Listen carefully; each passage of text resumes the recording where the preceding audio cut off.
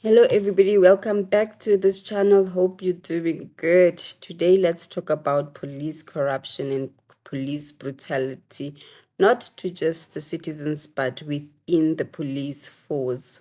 Let's talk about Mpho Kwinika, a policeman who was brutally beaten by his own colleagues, not for breaking the law but for daring to expose it. Lieutenant Colonel Mpho Kwinika helped expose a shady 45 million surveillance deal in South Africa's police intelligence unit. The so-called IMSI-catcher was allegedly overpriced by over 35 million. A grabber device meant to spy turned into a tool for looting. In 2019, Kwinika supported Brigadier Diani Hlangwani, a whistleblower who warned that the deal wasn't just about tech, but political sabotage. Funds were allegedly meant to buy votes ahead of the ANC 2017 elective conference. We'll make a separate video detailing Brigadier Diani Hlangwani's experience with the SAPS. But before we play his interview, let us know what an IMSI-catcher is. An international mobile subscriber identity catcher is a telephone eavesdropping device used to intercepting mobile phone traffic and tracking location data of mobile phone users. Essentially a fake mobile tower acting between the target phone and service providers' real towers. IMSI catchers are used in a number of countries by law enforcement and intelligence agencies, but their use has raised significant civil liberty and privacy concern. Please watch both videos and tell us your thoughts down in the comment section. Don't forget to like, share, and subscribe to this channel. See you on the next video. Bye. Let's bring you this now. The South African Police Service continues to face scrutiny after explosive claims by KZN Police Commissioner Lieutenant General Lt-Col Mpho Kwinika. Earlier this month, President Ramaphosa announced a commission of inquiry into allegations surrounding the SAPS leadership. Mpho Kwinika is hoping to use that inquiry as a platform to continue his fight to be reinstated. The former top cop was axed in 2021, and he joins me in studio now for that discussion. Mr. Kwinika, good evening to you. Thank you very much for your time. I just need to preface our discussion that we bring you here based on a story that we have read in the Sunday Times today. It's important that we credit them, but your story, if we're going to be able to encapsulate it in this short time, it will wake South Africans up to what is going on within the South African Police Service. So let's start with the date of 27 March 2019. What happened to you on that day? Thank you, Toli. I think it is the 22nd of March. When I was the president of the South African Policing Union, I was invited by the National Commission of Police, General Stole, to discuss issues which he said there were issues of importance coming from Parliament. And I went there. In fact, initially I did not want to, because I felt that the General Secretary could do that job and bring it back to the Union. But I have been receiving irritating calls which were insisting that I should attend that meeting. At last I did, and when I arrived there, that meeting took 20 minutes. And then I said, 20 minutes? Who were you meeting with? The National Commission of Police, General Stoll. All right. With his team. Now, and then I realized that something's amiss. You know, it can't be 20 minutes. I mean, they insisted from 7:15. Now it's 12 o'clock. They were waiting for me. I should be hearing something big, you know, which needed my attention. Right. But only to be told that, no, look, the budget that you were looking for, it's only going to be made available to you at the end of the month or the first week of April. And that was it. So as I left his office, I was overwhelmed by anxiety, you know, and then I made a U-turn. I went back and I said, I don't believe this is why you called me here. There is something big that is coming. And not knowing that when I was in the office with him, they were busy setting up a tracking device on my car. When I left the building, then I realized that I was being followed. Then I informed the General Secretary that I'm not following you because I'm being followed. So I went straight to the bank, and at the bank, I had to pay SARS and to withdraw petty cash for my house. And from there, I had to use, shortcuts to the office. Later that evening, I was then tracked down to Bosman Street. But because of fear now, I then phoned one of my colleagues who then told me that they were at Corner Justice Mohammed, and there's another street there in Maklunek. Right. So I drove there only to tell them that, guys, I'll need someone to drive with because I'm being followed. So we waited there for almost an hour, prepared for these guys, to prepare themselves so that they can take me home. And then I was attacked by a huge contingent of vehicles from a team called Operation Kaimla. So these are fellow police officers? These are fellow police officers. Who are now attacking you, and they are arresting you. For what? They brought up charges of criminal injury, assault on police, public disturbance, drinking in public. So, were you drinking at the time? No, I was not drinking. And if I was drinking, they had the Metro Police with them, they had National Traffic Police with them, they had the whole team, who they could have used to test my blood if I was drinking that night. All right. So now you've laid this background. Let's understand why, to your mind, you were attacked that night. What had you done that would have led to what happened to you on the 22nd of March, 2019, you say? I strongly believe that as the president of SAPU, I have been confronting issues right on. I remember on the 6th of February when I tuned into a radio, that is Power FM, when General Mawela was appointed the Provincial Commissioner for Gauteng. And I phoned in there and I said, it is not through excellence that you are here.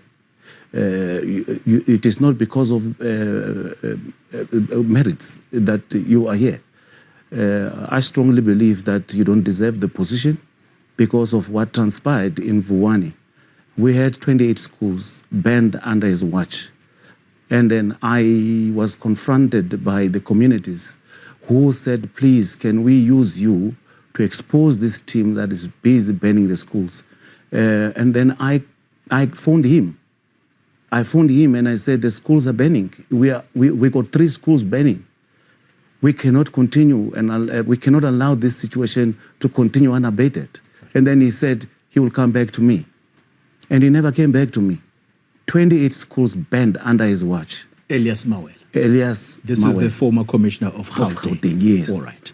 And I was full with anger because I felt I had failed the communities who wanted services from me. And when there was a change of guard, Patlani took over in 2016-17, somewhere there. I confronted him because schools at that time were still banning. Remember, they only stopped at 28. Patlani's intervention had helped to stop the banning of those schools. Right. So that's why I confronted him on the 6th of February when he was appointed to say, I don't think this is meritorious. This is a political appointment. And I think he was unhappy about it. But on the 20th again, I wrote a letter to the president of the country as the president of the union again. And I informed him that we need to institute a judicial commission of inquiry and look into the fitness of the sitting general, at that time it was General Stoll, fitness to hold office. And why was it so? It was because of the way policing was handled at that time, and including the issue of the 45 million grabber machine, which... Let's educate the viewer again, or remind them what the grabber was, because this was a huge story leading to an ANC conference in 2017. What is the grabber, and why was it so controversial at the time? A grabber machine is an interception tool that intercept people's calls. Basically, it's a tool to spy on people. Yes. Okay. And it was said to be an instrument the conference needed. You will recall that General Vuma, General Tsumane, General Sithole, they were caught, entering the courtyard to go and have a meeting with the iView, the individual who was selling that product. On a piece of paper, it was written there by General Vuma that this instrument is needed because there are international communities who have got interest in the ANC conference.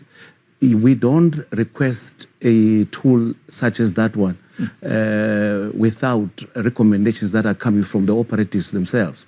So there was no documentation that was coming from the operatives which suggested that there should be the buying of such a tool.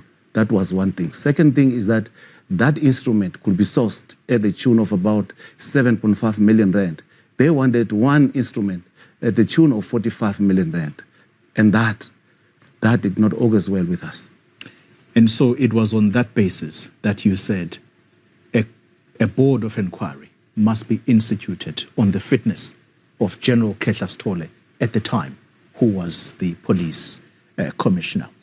You then write to the presidency, as you say. What is the response to them, or from them? Yeah, I received a response from Mr. Robert Rekoto saying that the protocol in that office is that such incidents such as these ones have to be referred back to the department. But I indicated that the department is responsible, is part of this issue. You will recall, Xoli, that at the Constitutional Court, General Sithole's affidavit have disclosed the involvement of the then Minister of Police, Fikile Mbalula, as one of the people who have been instrumental in the buying of that ETH. So the ministry was already tainted about this issue. Yeah. Now, I wouldn't be bothered with the department, with the office of the president, if they were to go to the minister to solicit an answer to the call that I've made. But for them to just take it and drop it at that level, I felt betrayed. I want to deliberately marry your story and understand, or perhaps ask for your opinion as to why you think General Mkhwanazi has acted in the way that he did. So you write to the presidency to say, General Sithole must be investigated and his fitness for office tested. But the presidency says, go back to the police ministry. Do you believe that Mkhwanazi was actually correct in handling things the way he did, which is to not go through due process as often we would be told, and instead he decided to just go public? No, we were shocked, to learn the way he did it. But we also were mindful. I am very mindful of the system within the South African Police Service. They put you into a protocol environment and they manage it. And then at the end, they know what is the result that they are looking for. And I think General Mkhwanazi's presence around this have given him an experience, to act the way he did. Because I believe that he might have been, observed or experienced the same thing that I have experienced. And to such an extent that he decided that, no, I am not going to go into that hole.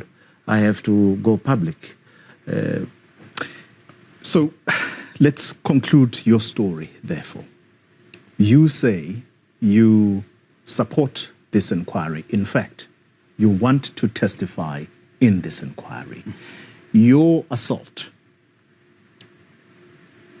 have you ever found out why you were assaulted the way that you were, and at least your belief that you were followed and things happened to you as a result of you submitting a document to say the police management of the time must be investigated. Is that part of the premise?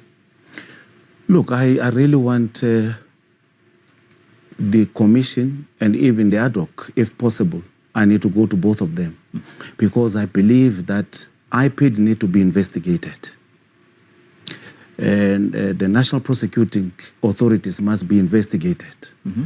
The three advocates who were employed by the SAPS to look into my disciplinary hearing, they must be investigated because I strongly believe that they did not act diligently with skill and care, and that they did not maintain the decorum of the court.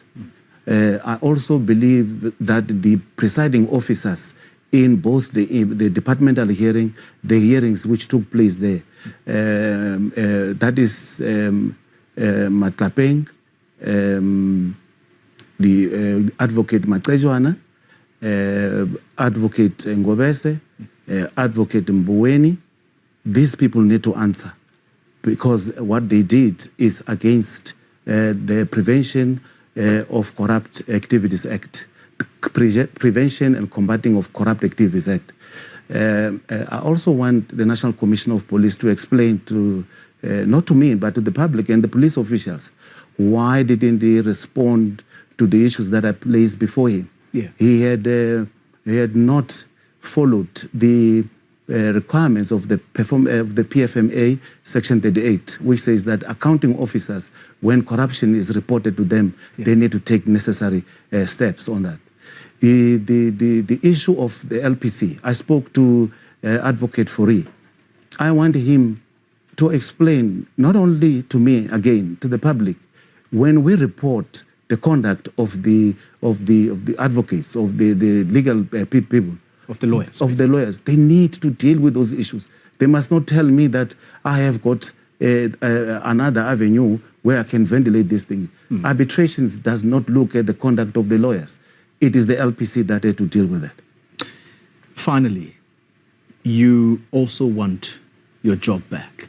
You were a lieutenant colonel in the police when you lost your job in 2021. These are now your personal circumstances. How has all of this affected your personal life?